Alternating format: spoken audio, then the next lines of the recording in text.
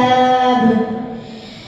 على عبده الكتاب ولم يجعل له عوجا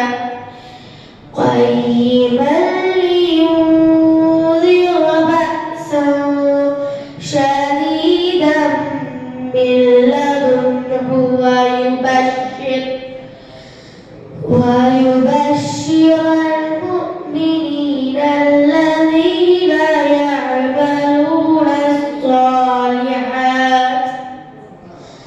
يعملون الصالحات أن لهم أجرا حسنا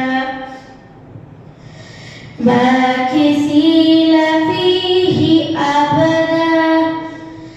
وينذر الذين قالوا اتخذ الله ولدا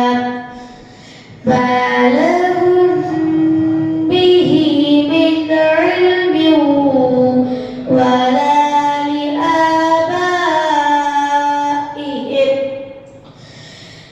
كبرت كلمة تخرج من أفواههم إن يقولون إلا كذبا فلعلك باخع نفسك على آثارهم إن لم يؤمنوا بهذا الحديث أسفا إنا جعلنا ما على الأرض زينة لها لنبلوهم أيهم أحسن عملا وإنا لجاعلون ما عليها صعيدا جرزا أم حسبت أن أصحاب الكهف والرقيم كانوا من آياتنا عجبا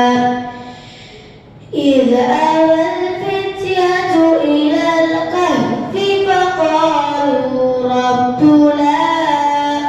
آتنا من لدنك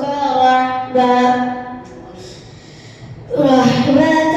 وهيئ لنا من أمرنا رشدا فضربنا على آذانهم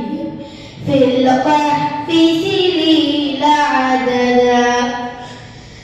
ثم بعثناهم لنعلم أي الحزبين أحصى لما لبثوا أبدا. السلام عليكم ورحمة الله وبركاته. Waalaikumsalam warahmatullahi wabarakatuh. அல்லாஹ்வின் மாபெரும் கிருபையினால் கிராத் மற்றும் பேச்சு போட்டிகள் நிறைவு பெற்றது.